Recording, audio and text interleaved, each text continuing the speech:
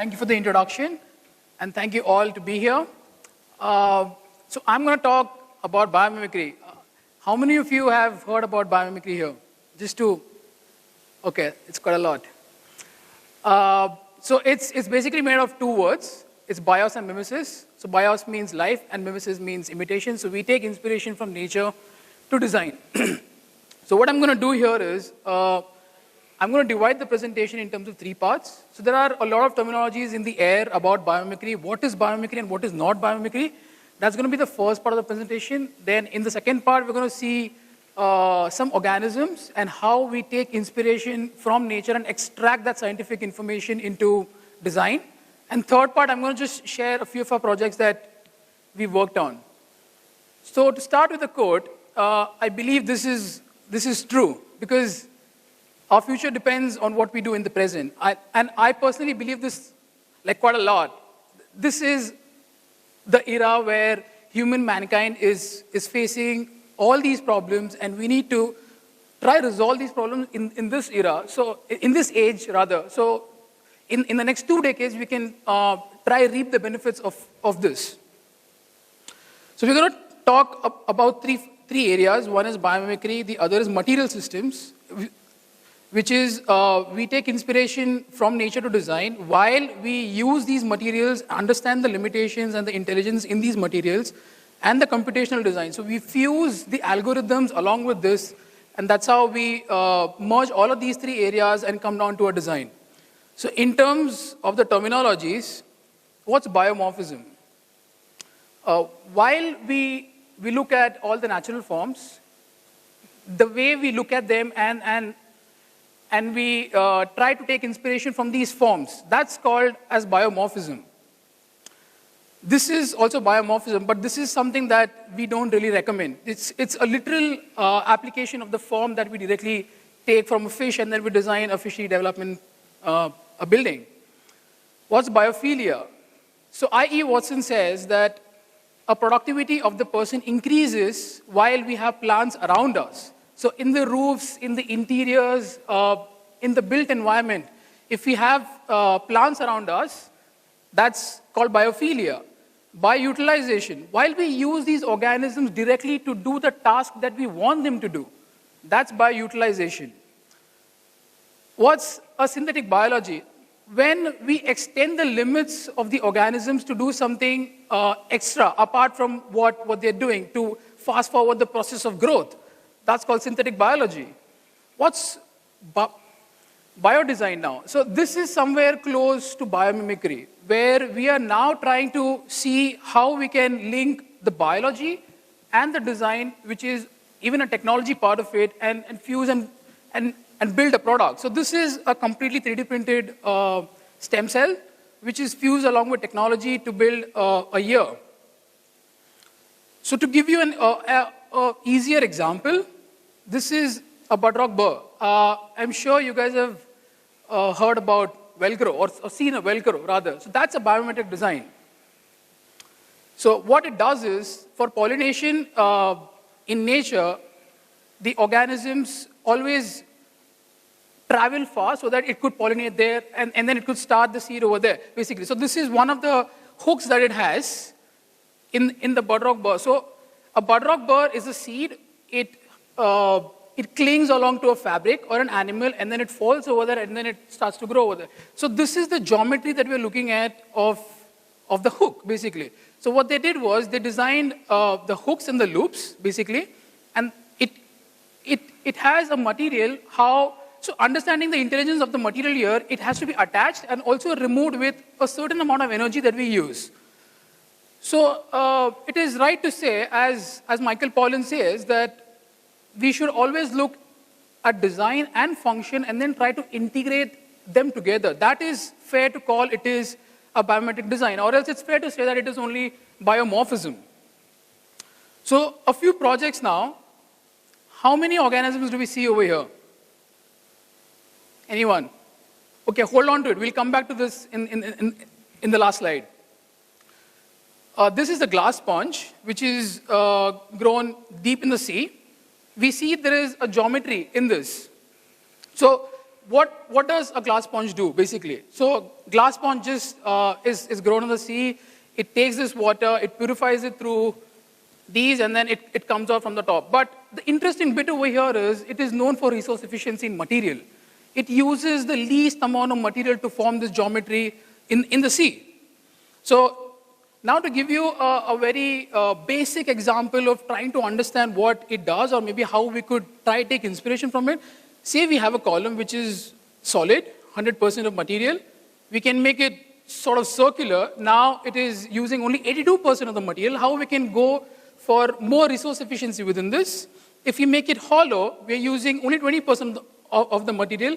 Now this is because it is all the load is transferred only around the central axis. We can try curve it along the bending moment. So we're using only 14% of the material. And now if we use a DNA helix, a pattern, which is a waffle basically, over here it's a waffle. So we're using now a 5% of the material. And if we use one point and the other point over here, and then we try to connect them, we're using only 2% of the material here. So what I want to say here is we can try take inspiration from them, but try understand how we can reduce the amount of material while we are trying to design that. And the closest that we've got to is the Eiffel Tower. So this has about 3 levels of hierarchies. While we're seeing the glass sponge, it has 8 levels of hierarchies. 8 levels of hierarchies. So we haven't got even close to what nature does right now. Now the next example that I'm going to talk about is the mimosa plant. I'm sure everyone's heard about or seen as well and played with this. Respond quickly. A mimosa plant. So what it does is basically, if you touch it, it closes. So you can see how it closes one by one, right? With the external force that you apply, it starts to close one by one. So how does it do it? Now, does that have any electricity or something that it closes with a switch? So it's a compound leaf with a stem. It has 3 hinges. One is a primary hinge over here, a secondary hinge, and a tertiary hinge. So what it does with this hinge, basically, so if there is an external force that's applied, there is a signal that's passed, and the water pressure within the entire plant starts to drop suddenly. And based on the force, it starts to close one leaf at a time, basically. So if you apply more force, the entire stem and all the leaves around it will start to close. So it is based on the amount of force that you apply over here now. So trying to mimic this. How can we take inspiration and then try develop a system which is kinetic in a way? So this is not the best example probably, but this is somewhere close that one of our colleagues have gone to, where they've tried to develop a system where they can control the openings and the closing of a fin, basically.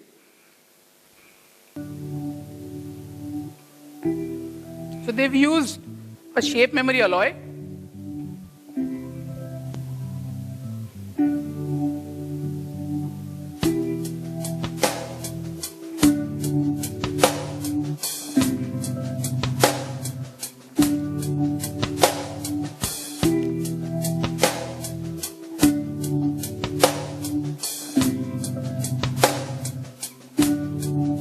That's a shape memory alloy.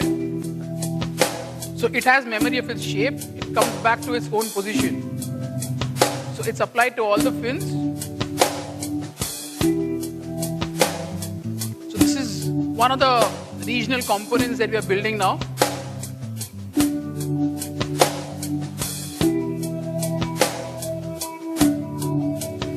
It's like an actuation system. So externally it's heated. And then you can see it starts to open up. But it's now like mechanically controlled, which is not what's happening in nature, but at least somewhere close we are trying to reach to that. So now you can control. Now you're seeing how you can control each of these openings. If you don't want the other ones, you can just open one in the center.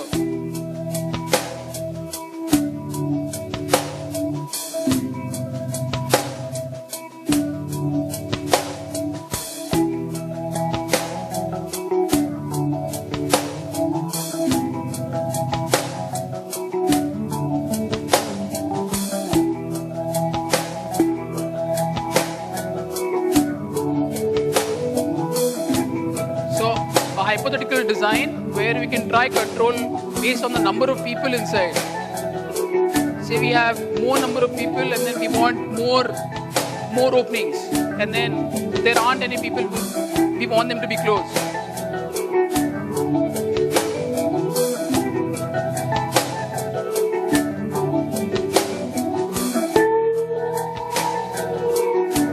Sorry, I'm just going to move ahead. I've been told I have less time.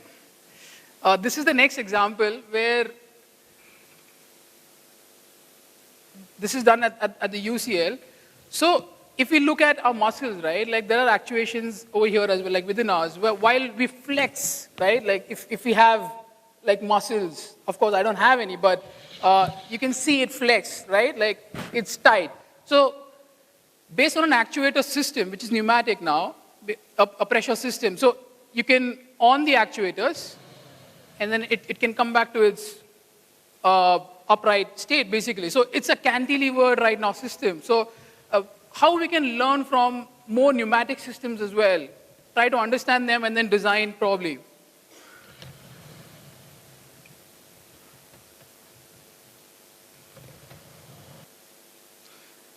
The next example that I'm going to look into is osteoblasts and osteoclasts. So these are cells within our bone marrow right now. So what they do is they start to clean up, osteoclasts start to clean up all the dead cells basically. And as opposed to that, what osteoblasts do is they start to put material where we require. So in a bone that you already see that it has more density at places where we require and less density at places where we don't require, basically. So based on that, how can we try a design probably as some of the examples? So I think drones are a very good way, probably. So if we could understand how we can take bricks and then try use these for sort of designing. So now they've used about 1,500 bricks, and they've designed a 6-meter tall pavilion. So it can place exactly at a position that you have marked in your entire simulation right now. So all the drones are placed at the top. They are charged. They can exchange information within them, and they know where to put which brick. And this is already simulated based on where there is more stress, you have more material. So this is just an experiment that it's possible.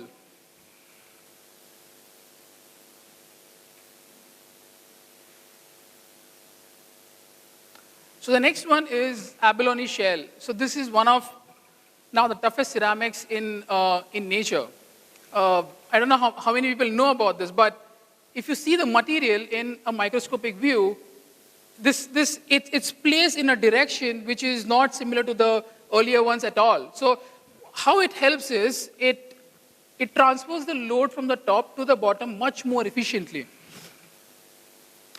Along with that, I'm going to also talk about another shell, which is a cluster wing shell now. So I want you guys to know how a shell is formed, basically. So it has just this one edge curve, and based on that edge curve, which is this one, say, only for example, it will start to build on that edge curve. So there is no formwork at all in nature, no formwork at all. And all we design is along with formwork, and we waste it, and then some parts we reuse it. But if we can design without formwork, or probably least amount of formwork. So this is one of the examples of how we can design. So the closest probably that we've got to is a Gustavino Volt. A Gustavino Volt, this one is about 85 feet and only 4-inch thick, and without reinforcements. It's only brick tiles with 85 feet. And this just shows that we have all this technology, but we've not used, we've sort of lost them behind while we've moved ahead in technology. So this can form huge walls, it can form roofs for us, which are spanning long. This is the technology, like the way we build right now, and you can see below how a pattern is there, which is sort of differentiating from the lower one. So this is one of the ways of how it explains probably how a Gustavino Volt is built. So we just need the edge curve. That's the first arc. So we need a formwork probably just for that. And then we just start building from one of the corners. So we start from that, and then we start moving ahead, and then we clad it in the interiors if we want to. So this is an example of how it might look like. So we are now trying to differentiate between the layers to try and reduce the amount of material that we're using, but also optimize the transfer of loads from the top to the bottom. So this is one of the examples at the University of Minnesota. They've tried a 1:4 scale. So this is just 2-inch right now, only 2-inch. So they are super scared that it's going to fall. They're not sure if this is going to work. All right. So that's the professor there. The idea that we're all going to end up standing like this is the idea that we're all at the same time. Who wants to go next? Who wants to go next? Peter. Yeah. There's 12 of us, so what do you think the average weight for all of us?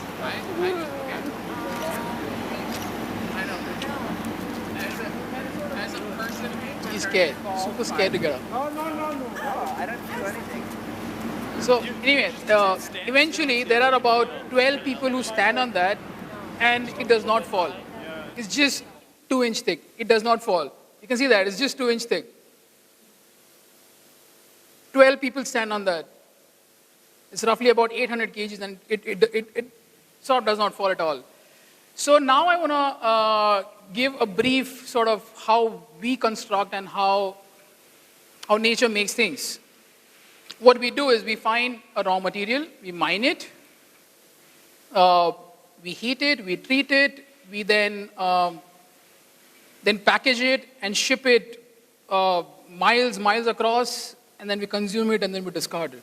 That's the way we use any product that we build, basically.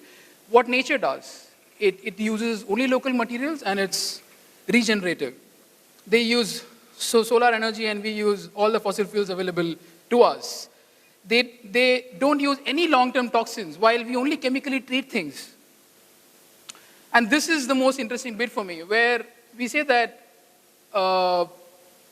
shape is cheap and material is expensive in nature, while it's exactly the opposite thing in man-made construction. Okay, we designed to discard, and this is a closed-loop system. The next one is a pine cone. So again, for pollination, what it does is it opens up, and this is Akim Menges. He's designed a fenestration based on humidity. So now understanding the material intelligence of veneer, like and then based on the grain directions, how it can open and close. So this is a permanent installation at the Pompidou Center in Paris. So it could open and close naturally without any mechanical system now.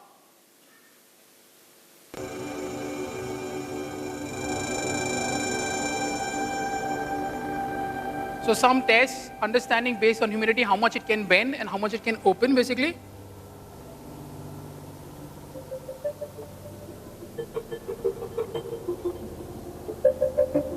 Okay, I'm just going to...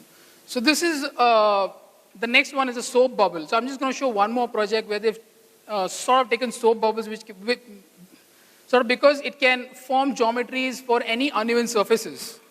The least amount of material used for a tension surface, probably. A hexagonal grid, which is formed in the honeycomb. So the brief was to now design a biome, a biosphere. So this is an uneven surface with now changing geographies. So they've had a dome, then they stitched it along with 2 or 3 other spheres, and then separated them to have two separate temperate conditions. Then they put the hexagonal pattern over this to optimize the amount of volume that they want. Based on this, what they do is now they looked at material what they can use to create the largest volume. So they looked at glass, but in glass we see that it has a limited size. So they looked at ETFE as a material. This is a compressed polymer, and then 3 of them are put together and then it's welded, basically. So this is just about 1% of the weight of the material which is used for double glazing if you go for the same size. So we are saving 100% weight by material over here. The next one is a slime mold. So Is a slime. I particularly love this organism. This is a single largest organism. It pulsates and it grows. And what they did is they just did a test, basically. They put the slime mold in the center, and then it loves to eat porridge. It loves oats as meal for itself. And then they allowed it to grow, basically. So while it grew instantly, and then it shrunk rapidly. So it made the optimum sort of network that formed. And guess what? In the center is Tokyo, and the cities around is what the snowflakes are right now. And then when they tested this against the map of the cities around Tokyo, they found out that all the subways had exactly the same location and the same network. And the slime mold could do it in about a day, where we know that the rail network in Japan is world-renowned for efficiency, and they probably took about like 50 years to come to this position. So there's so much to learn from nature. Now the next one is the spider web. So I'm quite excited about how they manufacture silk now. So these are various actuators here. So it can open and close based on how we want its density to be. If you want it to be strong, if you want it to be really not that strong, relatively weaker. So how do we take inspiration from manufacturing this now? So now we're looking at a 6-axis 3D printing. So this is yet limited in the terms of axis that we can take. But what they've done is they've just taken the geometry. So you can see the bump that's forming here while it's forming the webs. So they take this geometry and then try to do some structural analysis on that. So varied loads have been put on that and then tried and tested.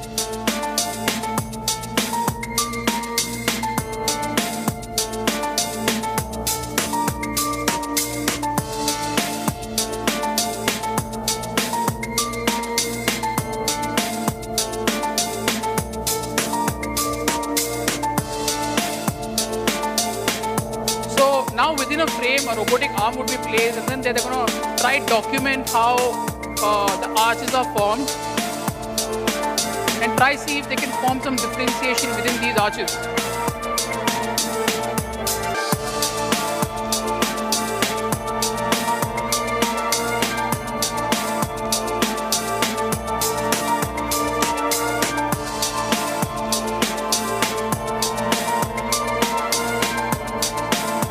Interesting bit over here is you can control the openings, how wide you want them to be. So over here, it's a curve, it's a bend, so it has more material. And then if you see over here the spacing is more because it doesn't require that much amount of material. So